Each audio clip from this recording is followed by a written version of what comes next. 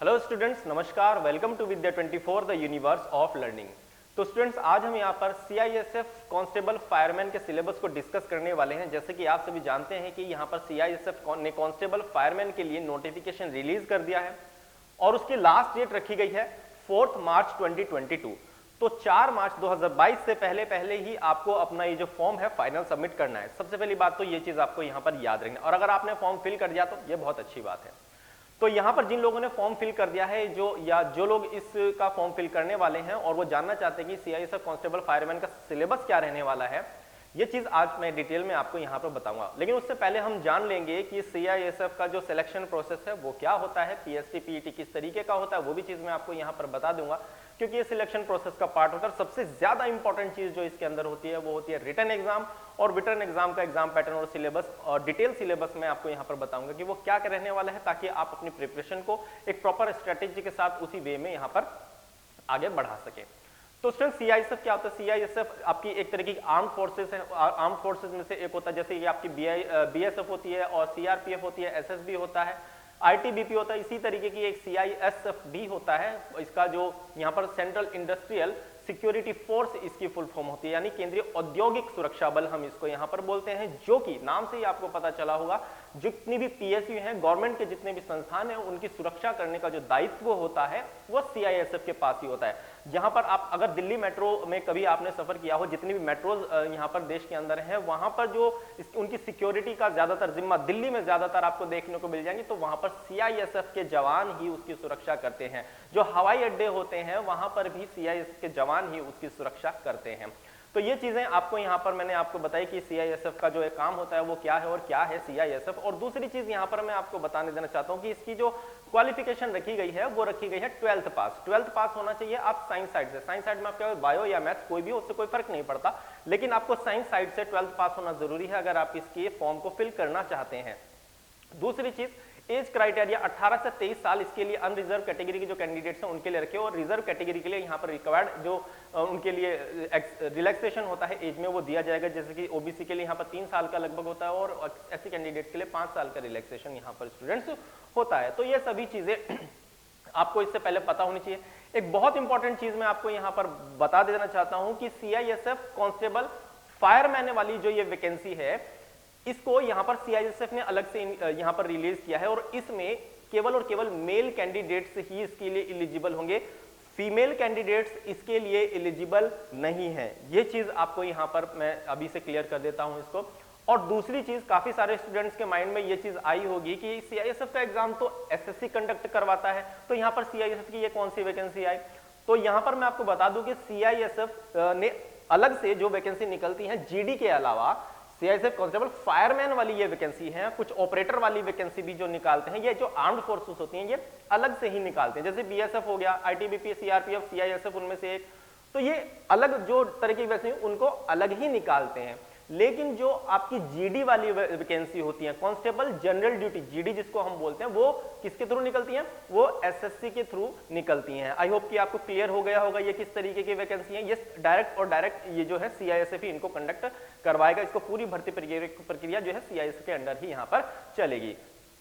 और जीडी के लिए मैं आपको बता दूं, एसएससी जीडी का जो यहाँ पर वैकेंसी निकलती है उसके लिए जो क्वालिफिकेशन रखी गई है, एज क्राइटेरिया तो वही है, लेकिन यहाँ पर जो उसके लिए जो क्वालिफिकेशन होती है वो होती है 10th पास। आप 10th हो, किसी भी स्ट्रीम से हो, उससे कोई फर्क नहीं पड़ता, आप उसके लिए एलिजिबल वहां पर होते हैं। हाइट की अगर हम बात करें, दोनों में ही, जीडी में भी और सीआईएसएफ कांस्टेबल फायरमैन में भी 170 सेंटीमीटर की जो है वो हाइट रखी गई है, और 80 से 85 सेंटीमीटर का जो है यहाँ पर चेस्ट उसके लिए रखी, और 5 सेंटीमीटर का एक्सपेंशन भी यहाँ पर उनके लिए रखा गया। तो मैंने क्या बताया यहाँ पर, ये मेल कैंडिडेट के लिए, तो आपको इसको बहुत अच्छी तरीके से यहाँ पर क्लियर हो गई होगी ये बात। अब आगे बढ़ते हैं और देखते हैं सीआईएसएफ कांस्टेबल फायरमैन के लिए क्या सिलेक्शन प्रोसेस रहने वाला है। उसमें सिलेक्शन प्रोसेस में हम पीएसटी पीईटी देखेंगे, फिर हमारा जो यहाँ पर रिटन एग्जाम होगा, डॉक्यूमेंट वेरिफिकेशन होगा, और जो यहाँ पर फाइनल मेडिकल होगा, उन सभी चीजों को यहाँ पर देखते हुए चलेंगे। चलिए आगे बढ़ते हैं और इसका हम अब सिलेबस यहाँ पर देखते हैं।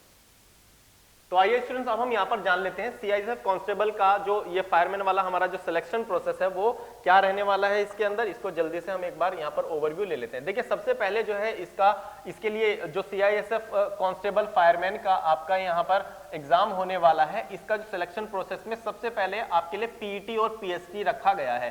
पीईटी और पीएसटी यानी कि फिजिकल एंड्योरेंस टेस्ट या फिर फिजिकल एफिशिएंसी टेस्ट, यानी शारीरिक दक्षता एक परीक्षा एक रखी गई है, जिसमें कि आपको यहाँ पर रेस इसके लिए रखी गई है। आपको इसमें दौड़ लगानी होगी 5 किलोमीटर की, 5 किलोमीटर की रेस रखी गई है आपके लिए 24 मिनट्स में, यानी 5 किलोमीटर आपको दौड़ना होगा 24 मिनट के अंदर। तो फिजिकल जो होगा यानी कि जो रेस होगी, दौड़ जो इसमें रखी गई है, उसका यहाँ पर ये क्राइटेरिया रखा गया है कि 5 किलोमीटर आपको जो है 24 मिनट में, 5 किलोमीटर की जो दूरी है वो 24 मिनट में आपको तय करनी होगी। पीएसटी में फिजिकल स्टैंडर्ड टेस्ट आपका यहाँ पर होता है। फिजिकल स्टैंडर्ड टेस्ट में आपका जो फिजिकल मेजरमेंट होता है, जो रिक्वायर्ड होता है इसके लिए, वो आपका यहाँ पर किया जाएगा। और 170 मैंने आपको बताया था, इसके लिए हाइट रखी गई है। और जो रिजर्व कैटेगरी होते हैं, हिली एरियाज होते हैं, वहां के लोगों के लिए कुछ रिलैक्सेशन भी इसके अंदर रखा गया है। तो वो जब नोटिफिकेशन में आपको बहुत सारी चीजें वहां पर अच्छी तरीके से क्लियर होंगी। तो यहाँ पर मैं आपको बता दूं पीएसटी भी होगा, और एक्सपेंशन जो है आपके चेस्ट का एक्सपेंशन जो है 5 सेंटीमीटर का होना चाहिए, 80 से 85 सेंटीमीटर का यहाँ पर चेस्ट की जो है मेजरमेंट रखा गया है। तो ये दो चीजें यहाँ पर आपको क्लियर करनी होंगी। तो अगर आप पीईटी और पीएसटी में क्लियर हो जाते हैं, उसको क्लियर करते हैं, क्वालिफाइंग नेचर का ये आपका टेस्ट होता है। अगर आप इस राउंड को क्वालिफाई करते हैं तो आप पहुंच जाएंगे सेकंड राउंड में, जो कि आपका यहां पर होगा ऑनलाइन टेस्ट या फिर ओएमआर बेस्ड टेस्ट। एक तरीके से ओएमआर शीट बेस्ड टेस्ट होता है, या फिर यहां पर कंप्यूटर बेस्ड एक टेस्ट होगा, सीबीटी जिसको हम बोलते हैं। तो वो 100 मार्क्स का होगा, 100 ही क्वेश्चन इसमें आपसे पूछे जाएंगे। तो ये जो है सिलेक्शन प्रोसेस का दूसरा पार्ट होगा, जो कि रिटन टेस्ट होगा। और ये कैसा होगा, ये एमसीक्यू बेस्ड क्वेश्चन आपसे यहाँ पर पूछे जाएंगे, जो कि आपका जो सीआईएसएफ कांस्टेबल फायरमैन वाला टेस्ट होगा। आपने इसको भी अगर क्वालिफाई कर लिया तो फिर आप पहुंच जाएंगे यहाँ पर थर्ड राउंड में, जो कि होगा इसका डॉक्यूमेंटेशन, यानी कि डॉक्यूमेंट वेरिफिकेशन। जो कि आपने डॉक्यूमेंट यहाँ पर लगाए हैं, जो रिक्वायर्ड डॉक्यूमेंट है यहाँ पर इसके सिलेक्शन प्रोसेस में, वो आपसे चेक किए जाएंगे। अगर वो सही है तो फिर आप इसको भी यहाँ पर अगर क्वालिफाई करते हैं, फिर आप पहुंच जाएंगे अपना मेडिकल के लिए। फिर लास्ट में जो ज्वाइनिंग से पहले आपका एक मेडिकल होगा, और फिर वहां पर उसके बाद अगर इसको भी क्वालिफाई करते हैं तो आपका यहाँ पर क्या हो जाएगा, फाइनल सिलेक्शन स्टूडेंट्स हो जाएगा। तो ये क्वालिफाई करना आपके लिए जरूरी होगा, इस जो मेडिकल एग्जाम होगा इसको। तो ये क्योंकि फाइनल लास्ट में इसी चीज को यहाँ पर रखा गया है। एक और चीज मैं आपको बताऊं, अगर आपका यहाँ पर पीईटी पीएसटी पहले हो गया, यहाँ पर ध्यान दीजिएगा, अगर पीईटी और पीएसटी आपका पहले हो गया, यहाँ पर भी आपका वेट अगर नाप लिया गया, आपका वेट अगर यहाँ पर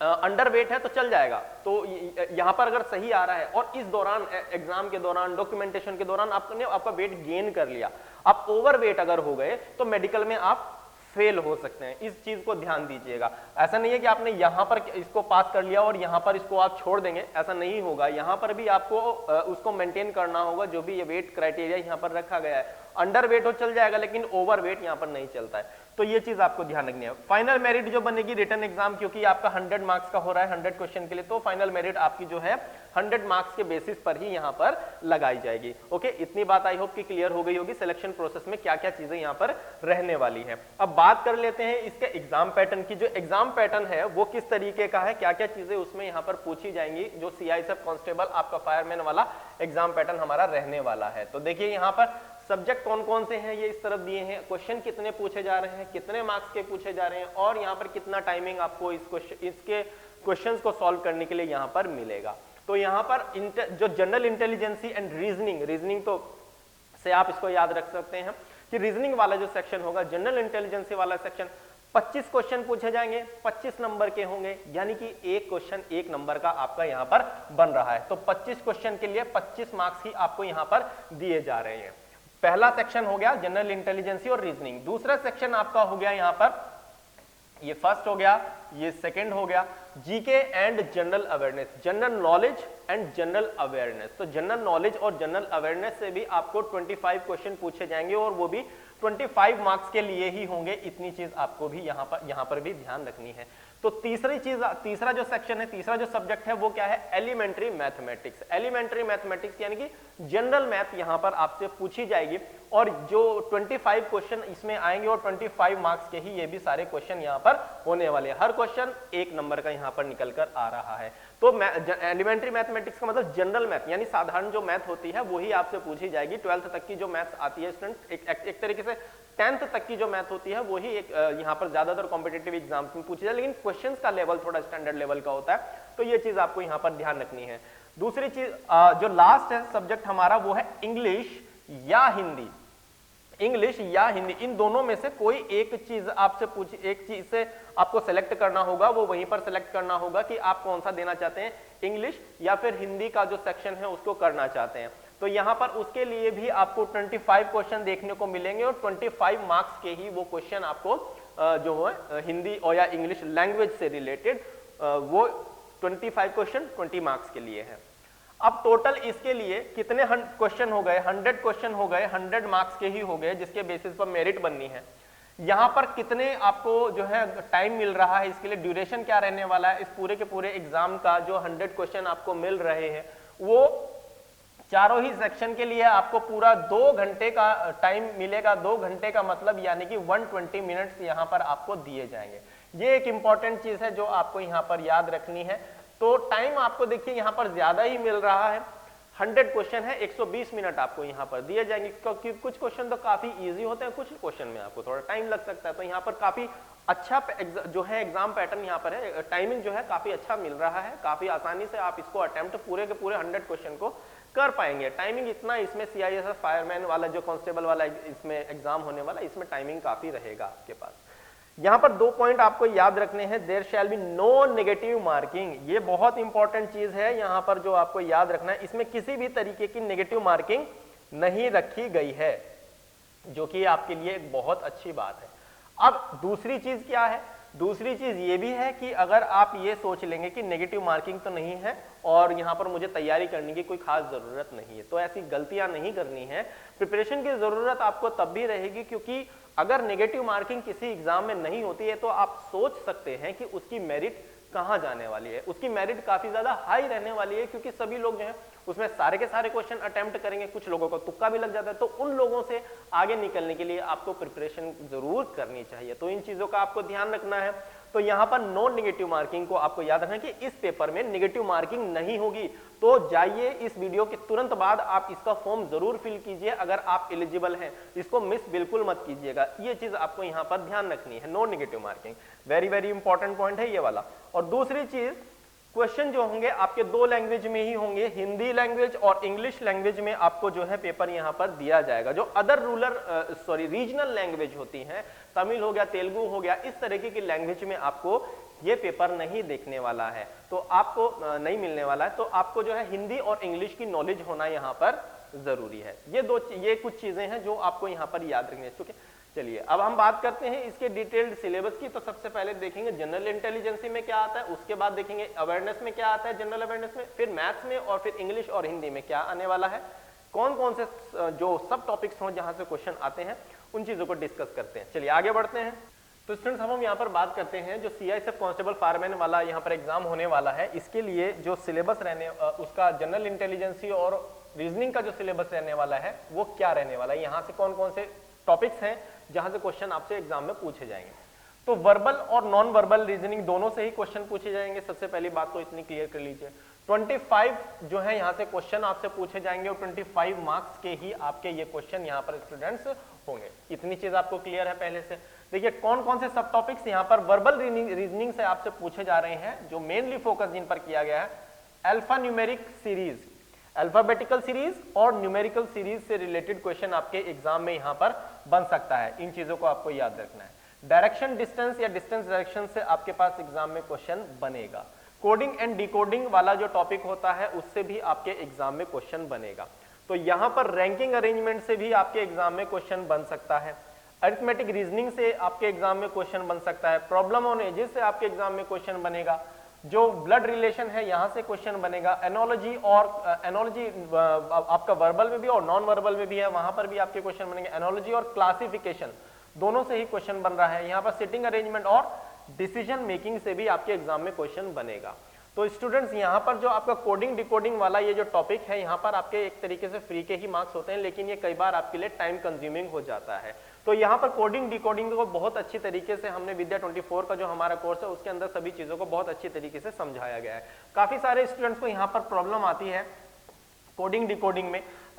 जिस तरीके से यहाँ पर जो किसी का जो अपोजिट लेटर होता है वो याद करने में प्रॉब्लम आती है। कई बार यहाँ पर उनके नंबर से याद करने में प्रॉब्लम आती है कि जो अगर टी का जो नंबर होता है, टी कौन से नंबर पर, जैसे कि 20 नंबर पे होता है, तो वो काफी सारे स्टूडेंट्स को याद नहीं होता है कि कैसे हम इसको एग्जाम के अंदर जल्दी से जल्दी जो है अपना आंसर कर सके, क्योंकि उनको याद अगर ये चीजें रहेंगी तो जल्दी आंसर कर पाएंगे, लेकिन अगर ये चीजें याद ही नहीं होंगी तो वो क्वेश्चन को तो सॉल्व कर लेंगे, लेकिन जितना टाइम हमें एग्जाम के अंदर मिलता उस ड्यूरेशन में वो उस क्वेश्चन को सॉल्व नहीं कर पाते। वो चीज कैसे आपको करनी है ये चीज हम आपको अपने कोर्स के अंदर बताएंगे। तो यहाँ पर जो है कोडिंग डिकोडिंग वाली जितनी काफी सारी ट्रिक्स होती हैं इनको याद करने के लिए, और इतनी आसान आसान ट्रिक्स इनको याद करने के लिए लेटर्स को हमने बनाई हुई है कि आप बहुत आसानी से उनको हमेशा के लिए याद कर पाएंगे। तो ये चीज आपको यहाँ पर अच्छी तरीके से समझनी चाहिए। रैंकिंग अरेंजमेंट से रिलेटेड काफी सारे क्वेश्चन यहाँ पर आपके बनते हैं। यहाँ पर एक बहुत बड़ी प्रॉब्लम आती है रैंकिंग अरेंजमेंट में कि पहले के बाएं से तीसरे के चौथा कौन है।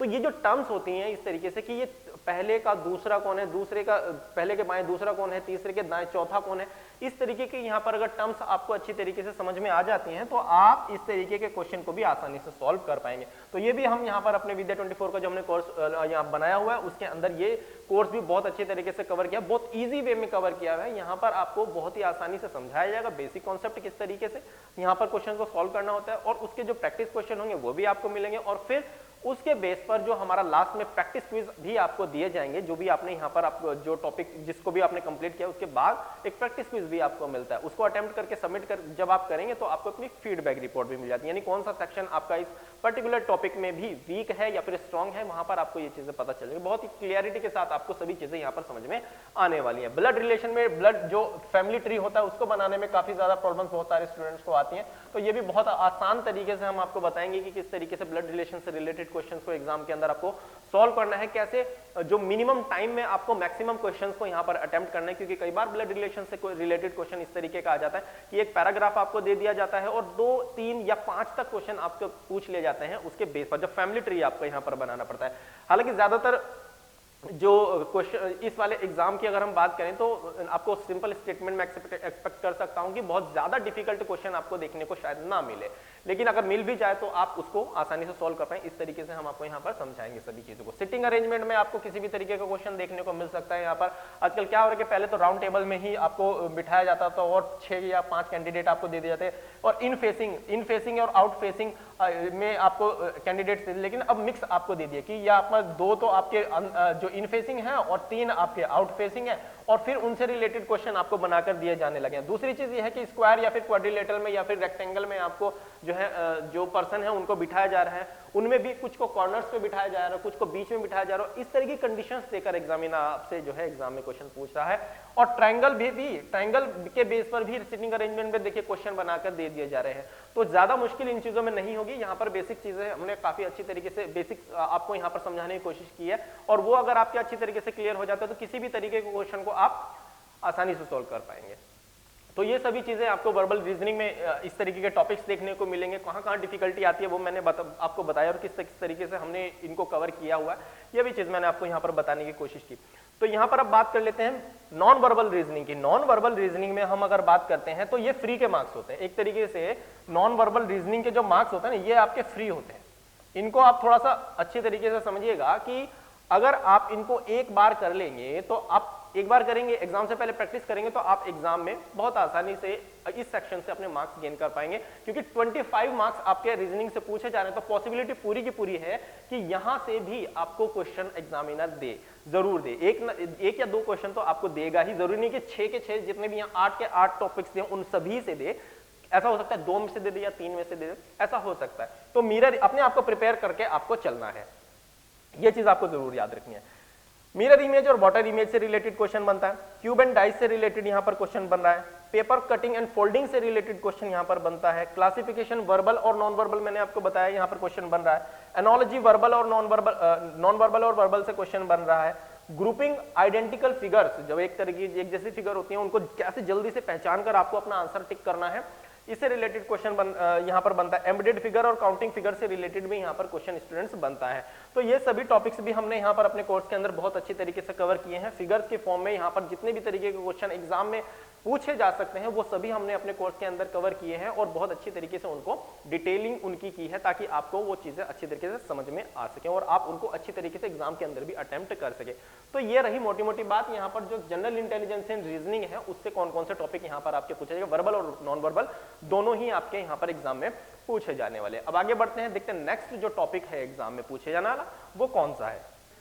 तो आइए स्टूडेंट्स, अब हम यहाँ पर डिस्कस करेंगे जनरल नॉलेज एंड अवेयरनेस के बारे में। General knowledge and general awareness जो कि यहाँ पर पूछी जानी है कांस्टेबल और फायरमैन जो कि सीआईएसएफ का एग्जाम होने वाला है। तो कितने नंबर की कितने क्वेश्चन इसमें आ रहे हैं, 25 क्वेश्चन है और 25 मार्क्स के ही ये आपसे स्टूडेंट्स यहाँ पर पूछे जाएंगे। तो ये इतनी सी चीज आपको याद रखनी है।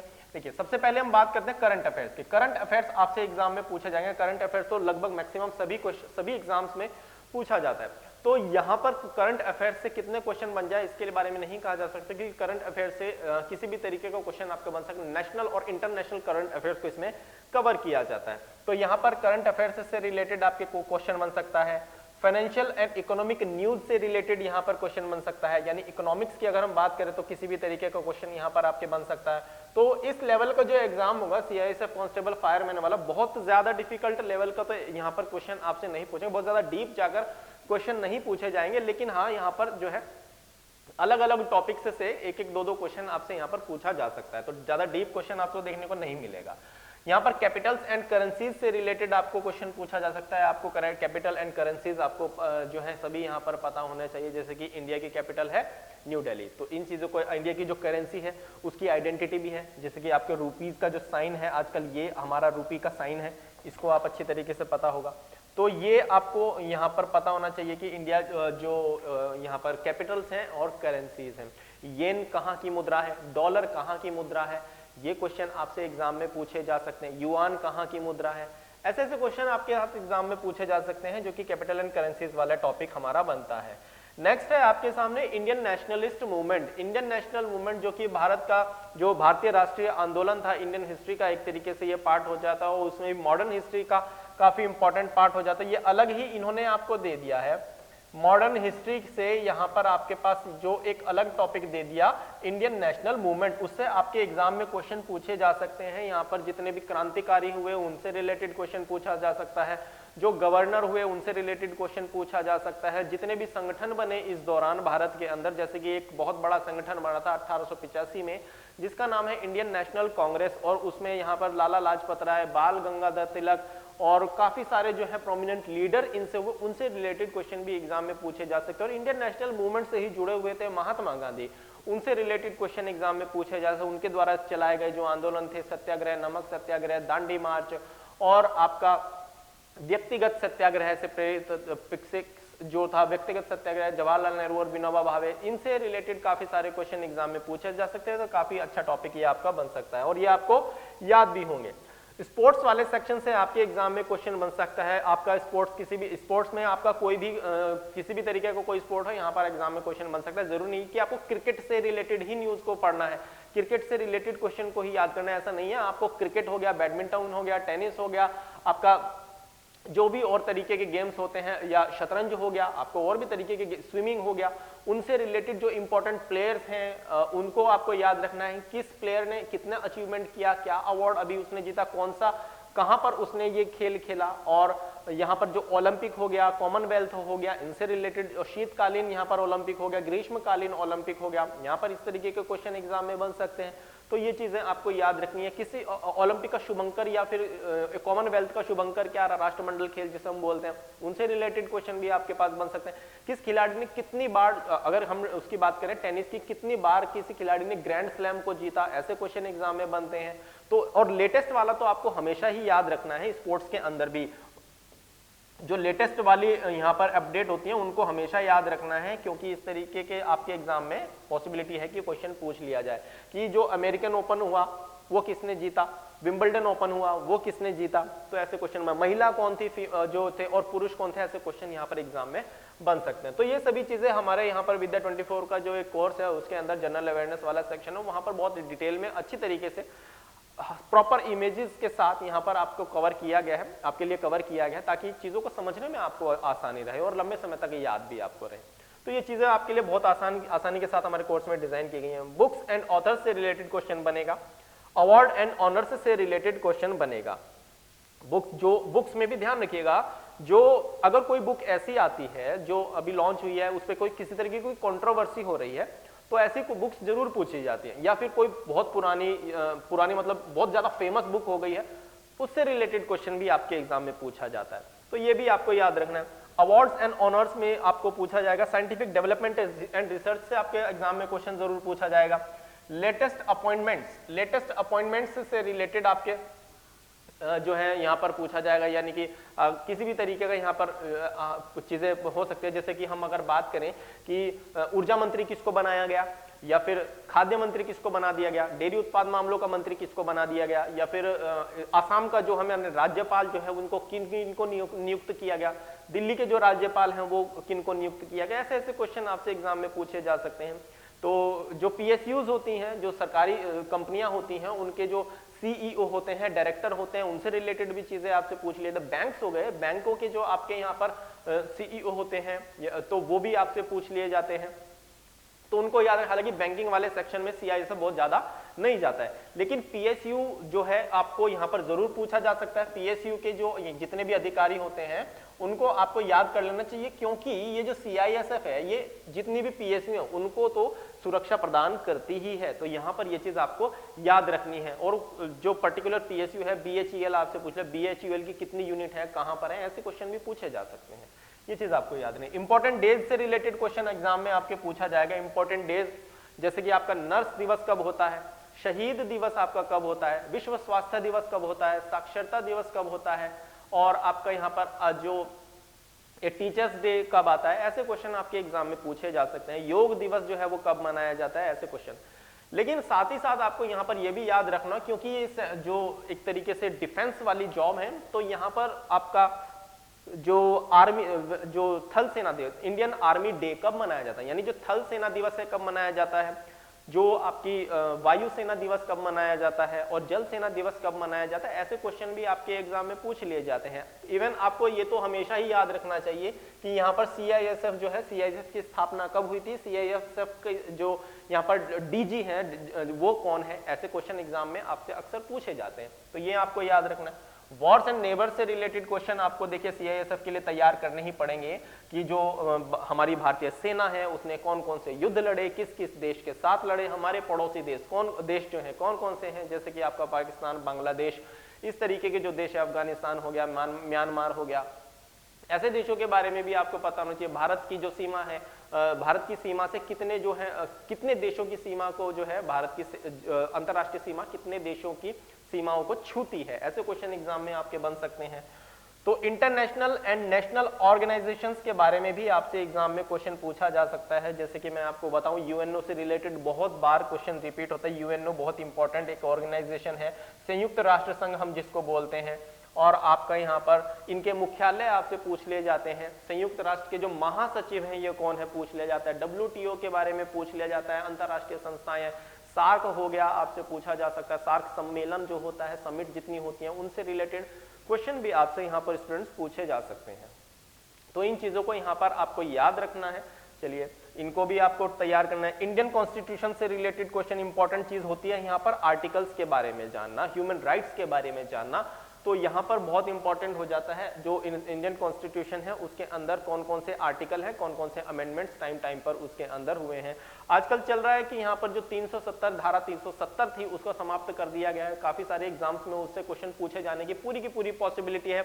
यहाँ पर जब धारा 370 को समाप्त किया गया तो उसके बाद कितने जो यूटीज हैं उनको बनाया गया, कितने राज्यों को यहाँ पर बनाया गया, अलग से जम्मू कश्मीर को कितने खंडों में वहां पर विभाजित कर दिया गया, ऐसे क्वेश्चन एग्जाम में पूछे जाने की पूरी संभावना है। तो ये सेक्शन भी आपको यहाँ पर अच्छी तरीके से कवर करना चाहिए। इंडियन हिस्ट्री से रिलेटेड आपके एग्जाम में क्वेश्चन पूछा जाएगा। इंडियन हिस्ट्री यहाँ पर जब बोल दिया गया तो इंडियन हिस्ट्री में आपका एंशिएंट हिस्ट्री आता है, मिडाइवल हिस्ट्री आता है और मॉडर्न हिस्ट्री यहाँ पर आपका आता है। तो आपका जो एंशियंट हिस्ट्री होता है, जैसे कि आपका एक तरह स्टोन एज हो गया, आईबीसी हो गया, इंडस वैली सिविलाइजेशन हो गया, और वैदिक एज हो गया, वैदिक कल्चर हो गया, ये आपके एंशियंट हिस्ट्री में आ जाता है। जितने भी उसके बाद आने वाले जो राजा थे, जैसे आपका मौर्य एम्पायर हो गया, गुप्ता एम्पायर हो गया, मिडाइवल हिस्ट्री का पार्ट आपके यहाँ पर हो जाते हैं, मुगल्स आपके यहाँ पर हो गए, और विजयनगर एम्पायर आपका यहाँ पर आ जाता है, दिल्ली सल्तनत आपका यहाँ पर आ जाता है। तो एक हर्षवर्धन भी था, वो हालांकि एंशिएंट हिस्ट्री का पार्ट आपका होते हैं।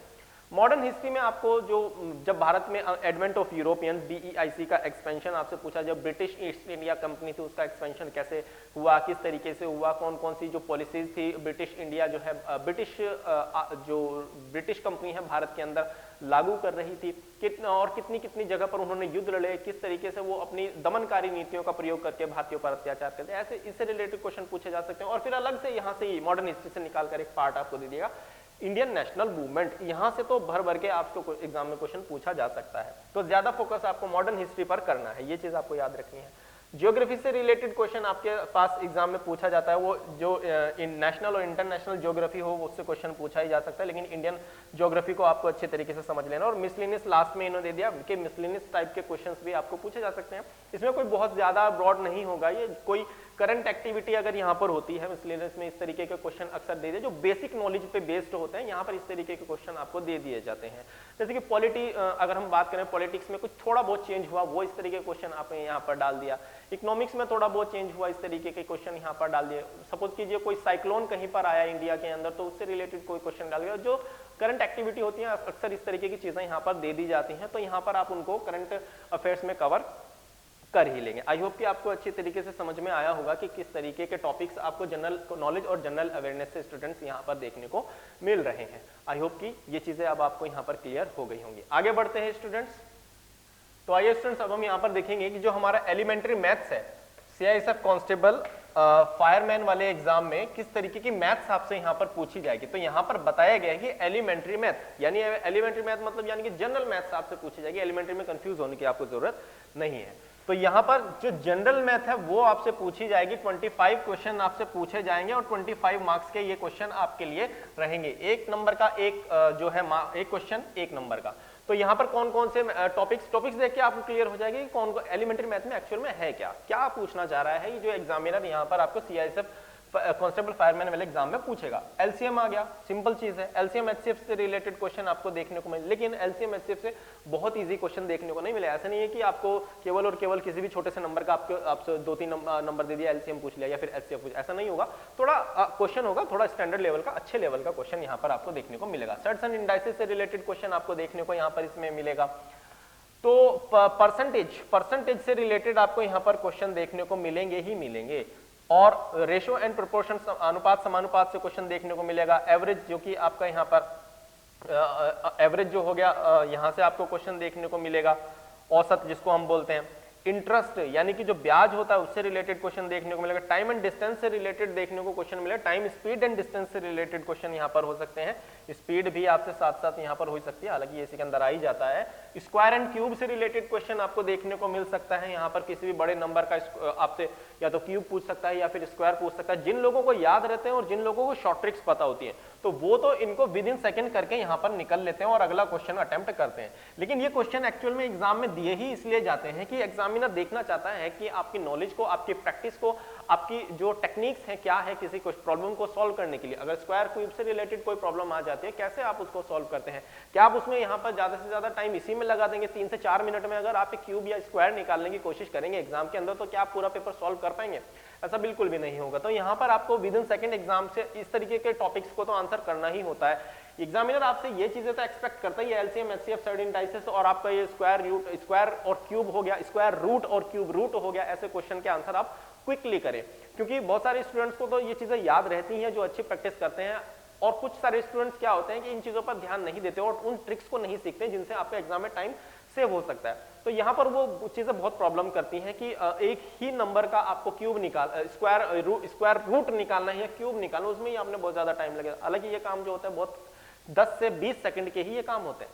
तो इन चीजों को आपको ध्यान रखना है। यहाँ पर किस तरीके से क्यूब स्क्वायर रूट और क्यूब रूट या फिर किसी भी अदर टॉपिक से रिलेटेड जो शॉर्ट ट्रिक्स होती हैं उनको अच्छी तरीके से लर्न करें। और हमारा जो विद्या 24 का जो कोर्स है उसके अंदर इन चीजों पर बहुत ज्यादा काम किया गया है कि जो आपकी जो शॉर्ट ट्रिक्स होती हैं किसी भी प्रॉब्लम को सॉल्व करने के लिए, मैथ्स की किसी भी क्वेश्चन को सॉल्व करने के लिए, रीजनिंग के किसी भी क्वेश्चन को सॉल्व करने के लिए, कि हम उन पर ज्यादा से ज्यादा काम करें ताकि एग्जाम में आप मैक्सिमम क्वेश्चन मैक्सिमम क्वालिटी के साथ आप यहाँ पर उनको जो है सॉल्व कर सकें, मैक्सिमम क्वेश्चन का आंसर आप वहां पर कर सकें और मिनिमम टाइम में कर सकें। ये चीजों पर यहाँ पर बहुत ज्यादा काम किया गया। तो आप जब इन कोर्सेज को परचेज करेंगे तो आपको ये चीज बहुत अच्छी तरीके से समझ में आ पाएगी कि जो मैं अभी आपको यहाँ पर बोल रहा हूँ वो उन चीजों का एक्चुअल में क्या मीनिंग है, किस तरीके से हमारे लिए टाइम इंपॉर्टेंट होता है एग्जाम के अंदर, बहुत ज्यादा इंपॉर्टेंट है। हालांकि सभी लोग सभी क्वेश्चन को सॉल्व कर लेते हैं, तो जो डिफरेंस आता है वहां पर टाइम का ही आता है कि कोई एक स्टूडेंट जो होता है वो एक घंटे में 40 क्वेश्चन, एक घंटे में मतलब 80 क्वेश्चन कर रहा है और एक स्टूडेंट एक घंटे में 40 ही क्वेश्चन अटेम्प्ट कर रहा है, तो कुछ ना कुछ चीजें वहां पर जो है लैक कर रही है। इसका मतलब कुछ ना कुछ प्रॉब्लम वहां पर है, तो उन चीजों पर यहाँ पर काम किया गया काफी ज्यादा एनालाइज करने के बाद।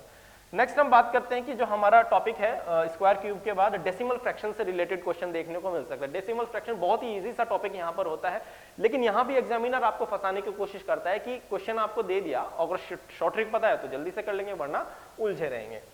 प्रॉफिट लॉस एंड डिस्काउंट से रिलेटेड क्वेश्चन आपको देखने को मिलेगा। Number system, time and work, geometry and mensuration, 2D और 3D से रिलेटेड यहाँ पर आपको क्वेश्चन देखने को मिलेंगे ही मिलेंगे। तो ये चीज आपको अच्छी तरीके से समझ में आनी चाहिए, पता होना चाहिए। ज्योमेट्री में आपको ज्यादातर क्वेश्चन जो है ट्राइंगल से रिलेटेड कई बार एग्जाम में पूछ ले जाते हैं, ट्राइंगल और सर्कल से रिलेटेड कंडीशंस दी जाती हैं। हालांकि यहाँ पर CISF वाला जो कांस्टेबल वाला ये एग्जाम, इसमें तो बहुत इजी लेवल की ज्योमेट्री आपसे पूछी जाएगी। आपसे पूछ सकता है कि आपसे ऑर्थो सेंटर के बारे में पूछ सकता है, सर्कम सेंटर के बारे में आपसे पूछ सकता है, और अगर सर्कल के साथ मिलाकर क्वेश्चन दीजिए कॉर्ड के बारे में आपसे पूछ सकता है। तो ऐसे ऐसे क्वेश्चन आपके एग्जाम में बन सकता है। कॉन्ग्रेंसी आपसे पूछ सकता है, आपसे जहां सिमिलैरिटी आपसे पूछ सकता है ट्रायंगल की, इस तरह के क्वेश्चन एग्जाम में बन सकते हैं। बहुत बेसिक लेवल के होंगे ज्योमेट्री में जो मैं आपको यहाँ पर बात बताऊं। लेकिन मेंसुरेशन अगर आपके पास आता है तो मेंसुरेशन में देखिए, मेंसुरेशन काफी सारे स्टूडेंट्स जो है मेंसुरेशन को कवर नहीं करते हैं।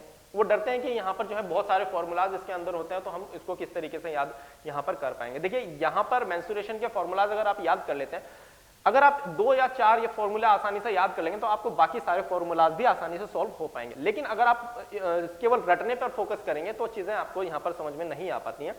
तो यहाँ पर भी जो है आपको थोड़ा सा बेसिक कॉन्सेप्ट पता हो और 2-4 फॉर्मूले आपने याद किए, उसके बाद आगे की चीजें आपको खुद ब खुद समझ में आने लगती हैं। तो मेंसुरेशन 2D में इस तरीके की चीजें आपको देखने को मिलेगी। आपको स्क्वायर, रेक्टेंगल, आपका जो ट्रायंगल हो गया, सर्किल हो गया, सेमी सर्किल हो गया, और आपके जो पैरेललोग्राम हो गया, इस तरीके की चीजें आपसे यहाँ पर पूछी जाती हैं, जो कि आपकी 2D फिगर्स आपके यहाँ पर हो गई। हालांकि 2D में बहुत ज्यादा इजी लेवल का क्वेश्चन एग्जामिनर यहाँ पर नहीं देने वाला है। 3D से रिलेटेड अगर कोई क्वेश्चन देता है तो 3D में आपको आसान क्वेश्चन देखने को मिल सकता है, क्योंकि 3D 2D से ज्यादा आसान मैं समझता हूं कि वो होती है। अगर आपने 2D को अच्छे से समझा तो 3D आपके लिए कुछ भी नहीं होता है। तो इसी तरीके से हमने अपने कोर्स के अंदर मेंसुरेशन 2D को भी यहाँ पर कवर किया हुआ है कि आपको ज्यादा से ज्यादा क्वेश्चन, ज्यादा से ज्यादा फॉर्मूले हैं आसानी के साथ याद तो रहें और क्वेश्चन को भी आप ज्यादा से ज्यादा अटेम्प्ट कर सकें। और 2D को इस तरीके से हमने समझाया कि वो आपको 3D में बहुत ज्यादा हेल्प भी करते हैं और 3D के क्वेश्चन आप बहुत आसानी से फॉर्मूला बेस पे आसानी से सॉल्व कर सकते हैं। देखते ही आप उनके आंसर कर सकते हैं। इस तरीके के क्वेश्चन, इस तरीके की जो टेक्निक्स हैं हमने यहाँ पर यूज की हुई है अपने कोर्स के अंदर। 3D में आपको जो है क्यूब हो गया, क्यूबॉइड हो गया, स्फेयर हो गया, हेमिस्फेयर हो गया, और आपका जो है पिरामिड भी आता है। हालांकि पिरामिड अभी तक जो CISF है हमारा इसके अंदर पूछा नहीं गया है। इससे रिलेटेड क्वेश्चन आपके एग्जाम में देखने को आपको मिल सकते हैं। तो मेंसुरेशन भी बहरहाल इसके अंदर आएगा। चलिए अब हम बात करते हैं यहाँ पर नेक्स्ट टॉपिक की, जो कि हमारा, जैसे कि मैंने आपको बताया, हिंदी और इंग्लिश में से कोई एक आपको यहाँ पर देखने को मिल सकता है। तो यहाँ पर ये मैथ आई होप कि समझ में आ गया होगा आपको कौन कौन से टॉपिक्स से मेजरली यहाँ पर क्वेश्चंस कवर किए जाएंगे इस एग्जाम के अंदर। आगे बढ़ते हैं स्टूडेंट्स। तो आइए स्टूडेंट्स, अब हम यहाँ पर लास्ट सेक्शन की बात करते हैं, लास्ट सब्जेक्ट की बात करते हैं जो आपके CISF कांस्टेबल फायरमैन वाले एग्जाम में पूछा जाने वाला है, और वो है इंग्लिश या हिंदी।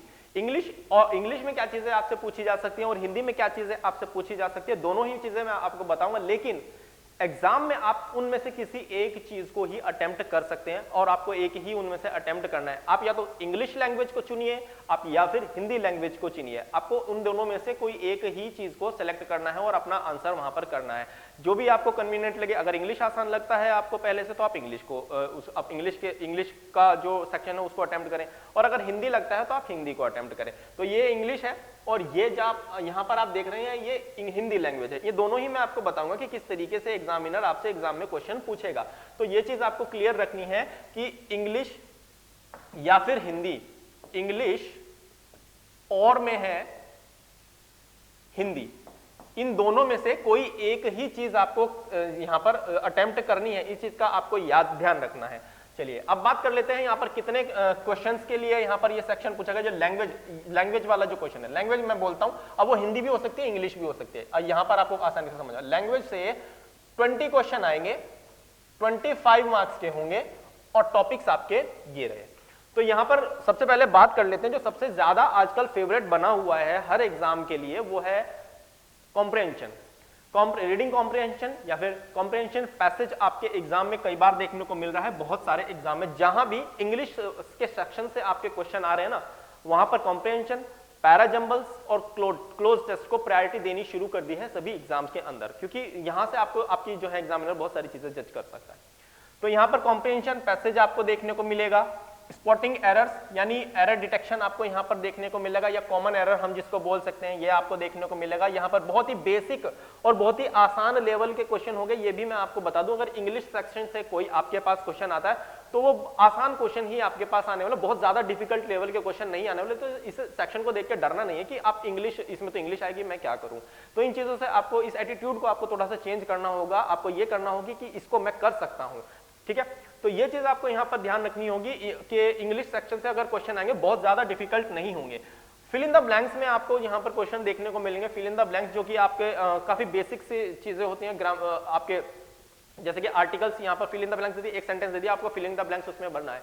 आर्टिकल से रिलेटेड दिया, प्रीपोजिशन आपको उसमें फिल करनी हो सकती है, एडवर्ब, एडजेक्टिव, नाउन या प्रोनाउन आपको उसमें फिल करना हो सकता है, कंजंक्शन उसमें आपको फिल करनी हो सकती है। तो इस तरीके के क्वेश्चन आपको जो है एग्जाम में देखने को मिलेंगे, और मैं समझता हूँ कि यहाँ पर इस तरीके के क्वेश्चन होगी, आप उसको आसानी से कर भी लेंगे। तो पैरा जंबल्स आपको एग्जाम में जो है यहाँ पर क्वेश्चन पूछे थे। पैरा जंबल्स का मतलब आपके पास कुछ सेंटेंसेस होते हैं, कुछ 4 या 5 सेंटेंस होते हैं, उनको रीऑर्डर करना, उनको रीऑर्डर करके अरेंज करके एक सेंटेंस बनाना होता है। तो फिर ऑप्शंस में कौन से उनका सही सीक्वेंस होगा वो आपको सेलेक्ट करना होता है। ये भी आसानी होता है, बहुत ज्यादा मुश्किल नहीं होता, लेकिन इसकी एक टेक्निक भी होती है, इसकी ट्रिक भी होती है इस तरीके क्वेश्चन को सॉल्व करने के लिए। क्योंकि सारे ऑप्शंस को अगर आप रीड करेंगे वन बाय वन, फिर उसमें एनालाइज करेंगे, बाद में सोचेंगे, तो फिर आपको टाइम ज्यादा लग सकता है। लेकिन इसकी जो टेक्निक्स हैं वो आपको पता होना चाहिए, और इस तरीके की जो टेक्निक्स हैं आपको हमारे इंग्लिश वाले कोर्स में देखने को मिल जाएंगी। जो हमारा यहाँ पर इंग्लिश वाला कोर्स है उसमें बहुत अच्छी तरीके से इन सभी चीजों को कवर किया गया, ताकि आपको चीजें वो जो चीजें हैं आपको आसानी के साथ समझ में आ सके।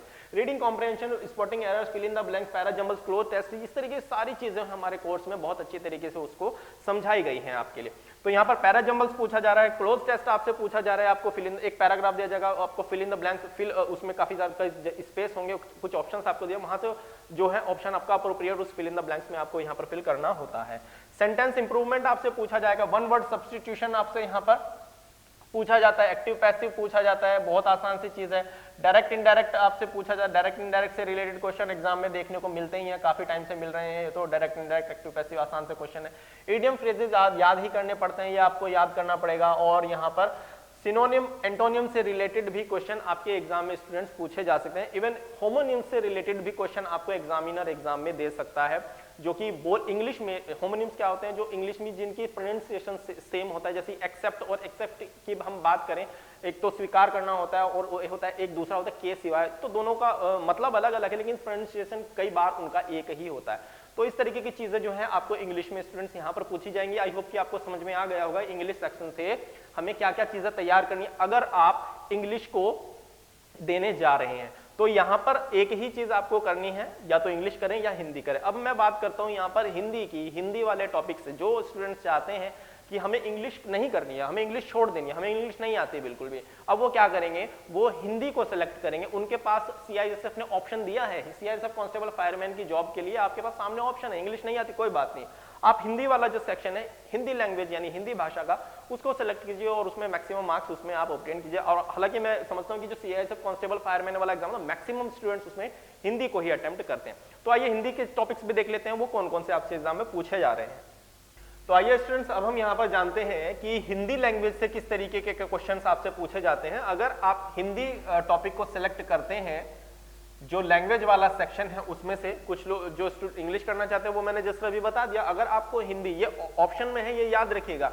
अब मैंने आपको बताया इंग्लिश या हिंदी, तो अभी हम हिंदी की यहां पर बात करें। अगर आप हिंदी करें तो उसमें कौन कौन से टॉपिक्स आपसे पूछे जाते हैं? आपसे समास पूछा जाता है, लिंग पूछा जाता है, एवचन और विलोम शब्द आपसे यहां पर स्टूडेंट्स पूछे जाता है। सब समास में आपसे जैसे कि पूछा जा सकता है किसी शब्द में कोई भी शब्द आपको दिया जा सकता है और आपसे पूछा जा सकता है कि उसमें कौन सा समास है। तो जैसे कि नीला है कंठ जिसका, तो क्या हुआ? नीलकंठ। और नीलकंठ हम किसको बोलते हैं? भगवान शंकर को बोलते हैं। तो इस तरीके की चीजें आपको समास में होती हैं, आपको अच्छी तरीके से पता है।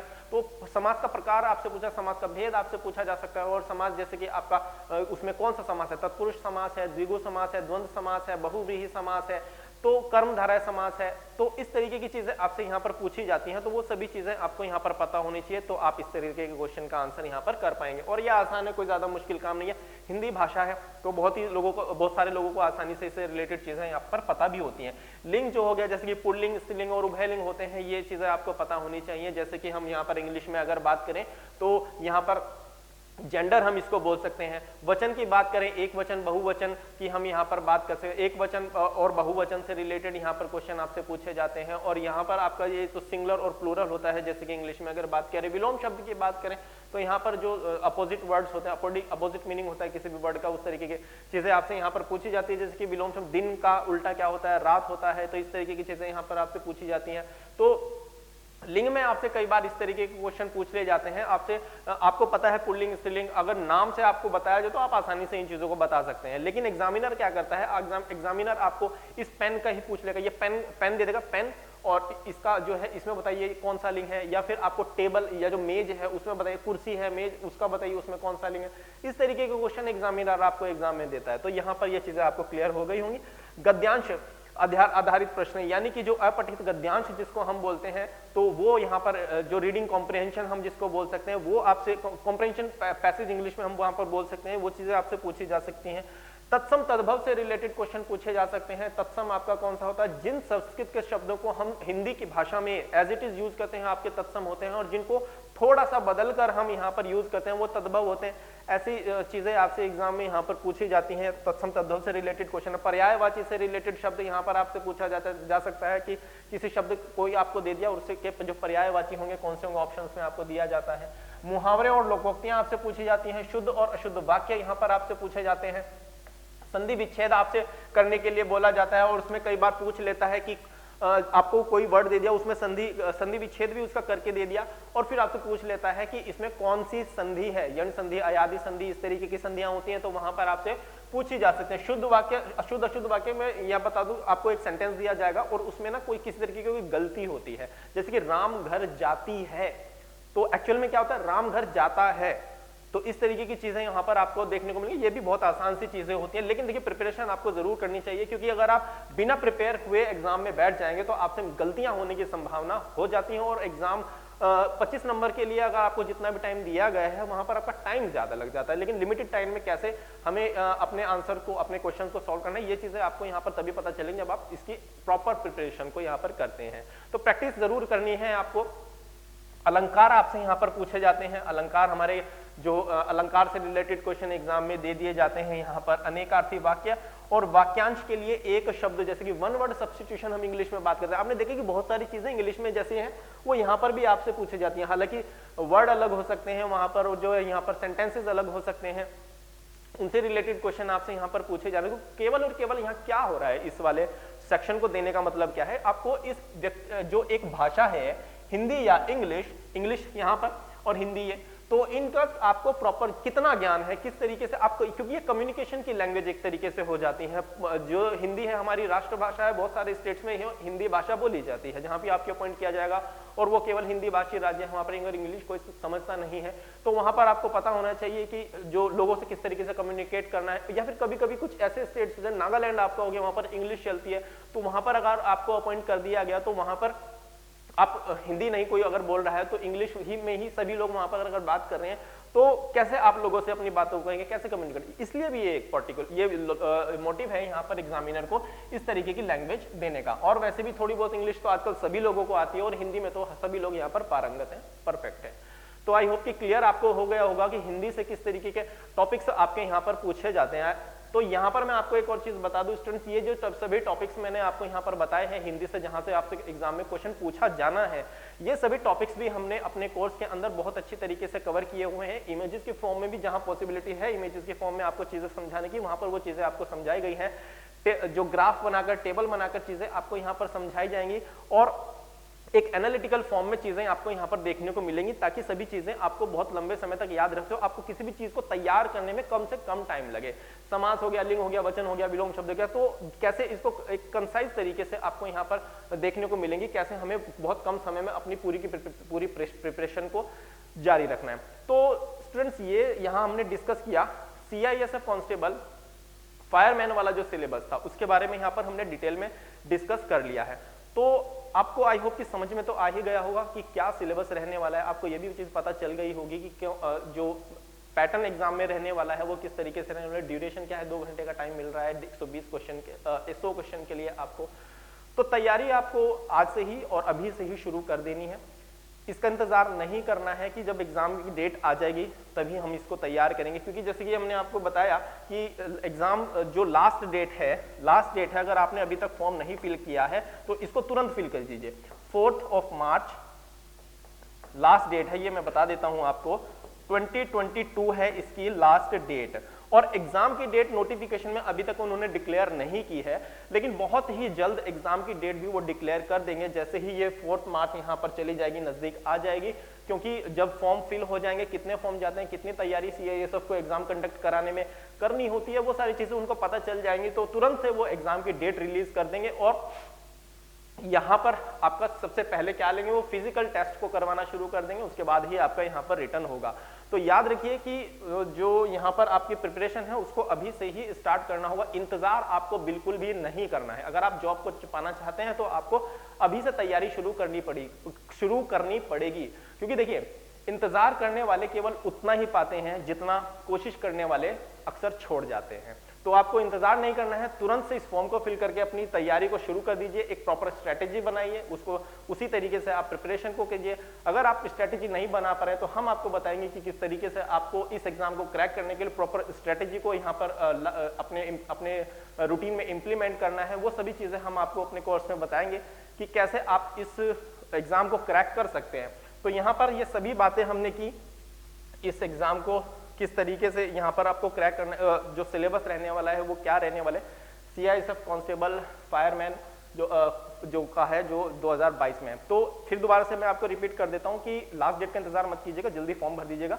और एग्जाम डेट जो है बहुत जल्द ही इसकी रिलीज होने वाली है, क्योंकि लगभग 3 से 5 महीने में ये एग्जाम करवा लेंगे, ऐसी पॉसिबिलिटी यहाँ पर देखी जा रही है। सभी चीजें जो है यहाँ पर एनालाइज करने के बाद कि 3 से 5 महीने में ये जो है एग्जाम इसको कंडक्ट करवा लेंगे और जल्दी एग्जाम डेट को रिलीज यहाँ पर कर देंगे। ओके स्टूडेंट्स, आई होप कि अब आपको सारे डाउट्स यहाँ पर सिलेबस, एग्जाम पैटर्न और सिलेक्शन प्रोसेस से रिलेटेड यहाँ पर क्लियर हो गए होंगे। तो students, all the best for your exam. Thank you.